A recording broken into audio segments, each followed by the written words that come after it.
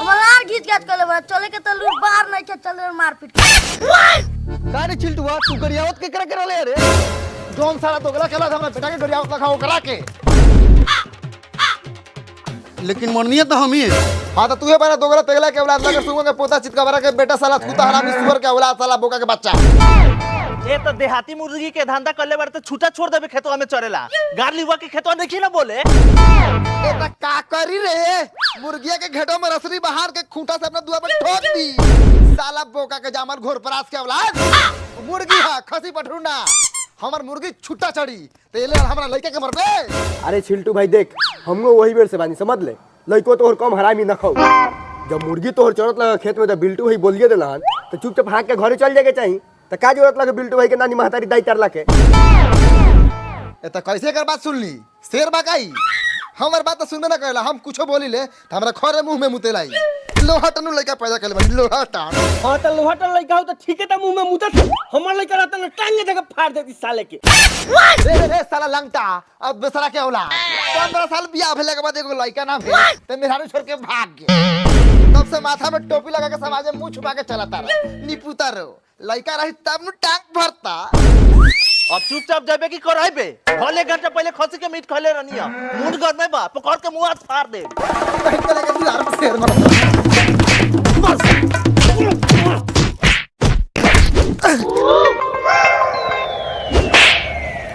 चल साला हे साला 4 गो लामा धरी आदमी के बीच में एगो नाट आदमी जीते वाला बा आज तो साला कोनो नाट झाट कमजोर आदमी से लगी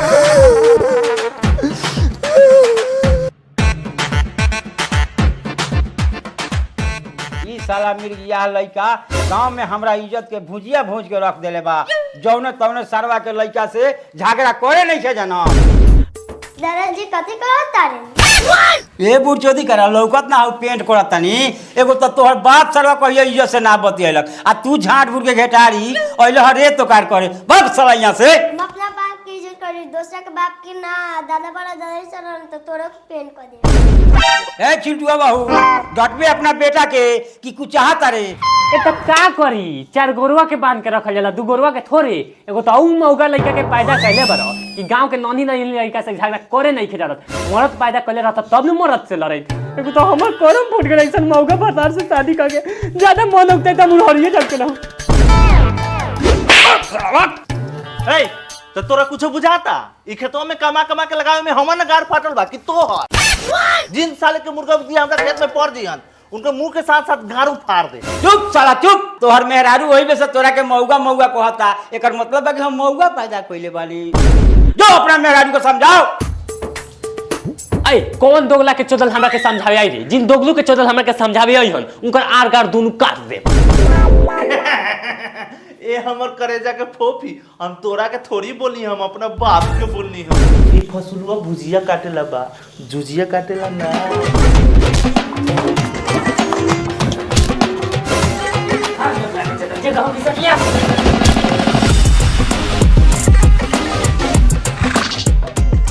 अब तकले का लार बारो ए घर में कोनो मर्द के इज्जत बा या गेहूं पिसवा के लिए अब तब खाएला मिली।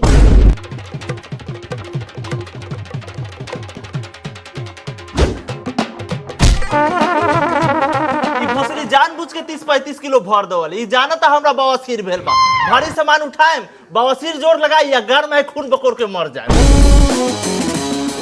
बाहर में कितनो बड़का शेर बन जाए लेकिन घर में आके साला मेहरारू के सामने मौगाइए जाए।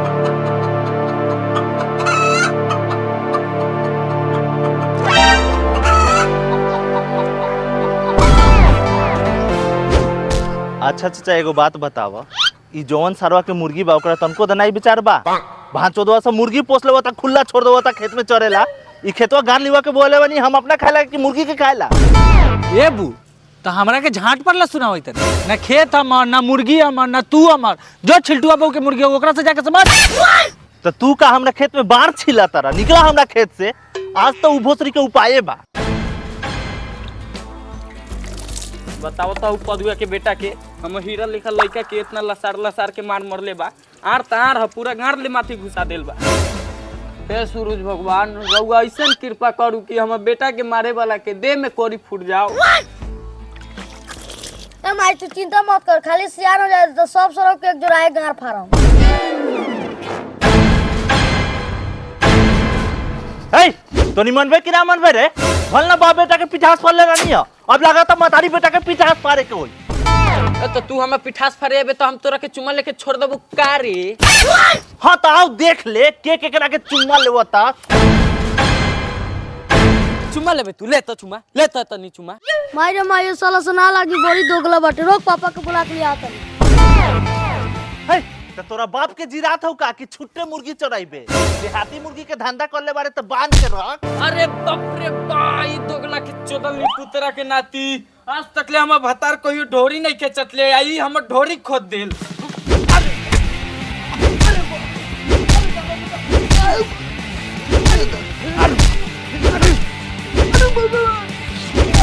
बदिए के बेटा हमरा भतरा लेके हमरा के कमजोर समझाइता रहा। आर जूजी ध के दुनु सर का ये दे।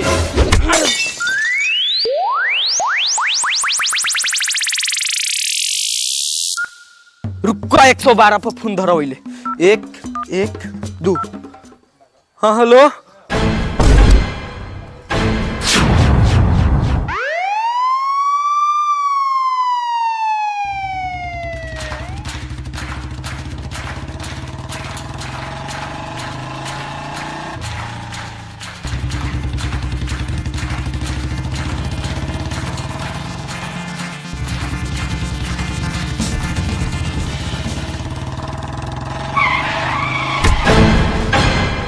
कौन बहन चोद लेके मुंह के ठोक लगा रे? बहन चोदवा के लइका ना, तोर बाप न बानी सरहु दरोगा बाबू। दरगा जी रहुआ बानी, गानी पहचाननी है। तो पहचान के बोला सरहू, न तो तेलायल डंडा गाने में घुसा दे हम। बता छोटुआ बाबू का घर कहाँ बा? जी आगे से बाएं। जो चल निकल निकल जल्दी निकल।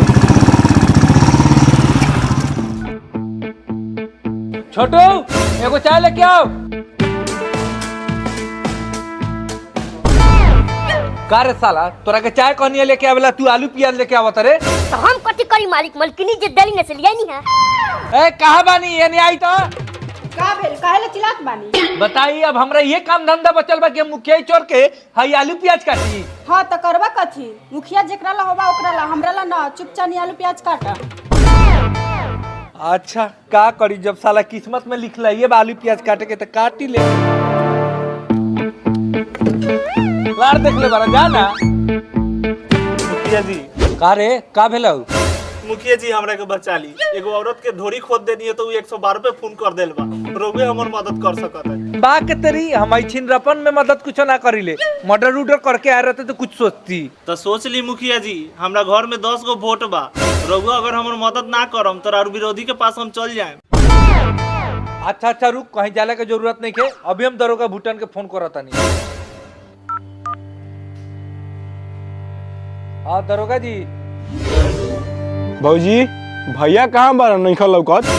चारवा अपन भोरे से गाड़ लेके भागल फिरता। बताओ देवर जी, दूरा पर पुलिस आवे वाला बा, एगो मर्द के रहे के चाहिए कि ना रहे के चाहिए दूरा पर? बात तो तू ठीक कहा तारू भौजी, उ सरवा के मन बढ़िए गेल बा। लड़का के मरलक तो मरलक, और तोरो पे हाथ उठा देलक, वो दूरा पर चढ़ के ठीक कर लू कि 112 पर फोन कर लू। हो भौजी तू चिंता मत कर, ई गांव समाज के लोग तोरा कहिया काम में आई। उस सरवा के सारा पैसा के गर्मी गान में झरवा देवत नहीं। आवे तो दरोगा भूटन बाबू।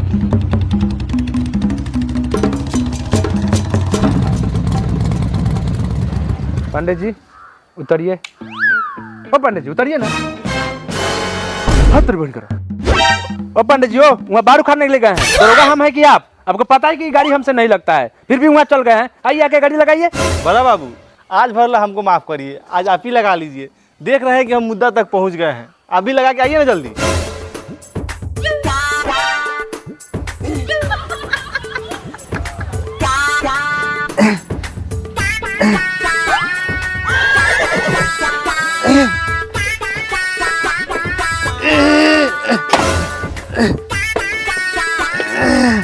तो पंडित जी काहे लौड़ा पर धान झा रहे हैं, आइए ना जल्दी, गिर के जता देंगे तब आइएगा। सब आपका प्रमोशन में रह जाएगा।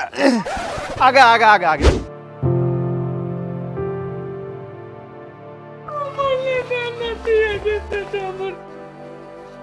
112 पर के फोन कर ले रखा? हम ही फोन कर ले रही का परेशानी बा बतावा? बारमान मरले बा नतिया के बेटा दरोगा जी। यहाँ मरले बा अरे तो मरले बा। बस बस बस हम समझ गए सरवा कहाँ मरले बा। तू खोल के मत देखावा, तू खाली ओका घर बता द, पुलिस खुद काम कर ली।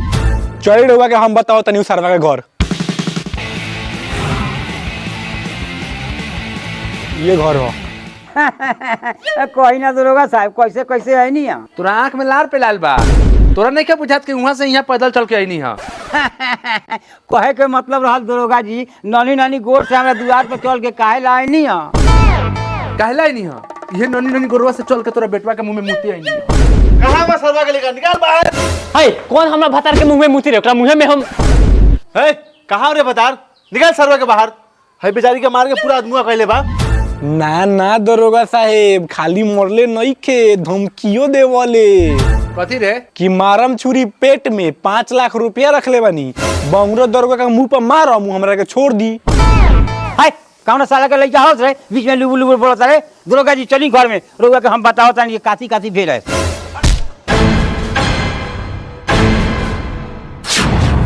देखी दरोगा जी, दरअसल बात ई बा कि सरवा सब कोइले बा देसी मुर्गी के धंधा। हाँ हम 500 रुपया रुआ के दे तानी धली, आ एगो देसी मुर्गा ओकनी से लेके अपन केस के राफा दफा कर। 500 रुपया तोरा से भीख मांगता नहीं है? दरोगा बनल में तोरा से 500 रुपया कमाएला, 5000 रुपया देवे के बाद बोलो, ना तो बेटा के भेजा थाना में। दरोगा साहब रवा खिसियात काहे लबन? हली 5000 रुपया केस के रखा कर। चलिए के समझ में आ गया। है बड़ा बाबूला दूगो देहाती मुर्गी पहुंचवा दे। हाँ मुखिया जी, हाँ हो गया। कारे भातरा चिबौनी कथी खियली से अपना पुलिसवा यार के कि तोरा ओरी हो गेलौ?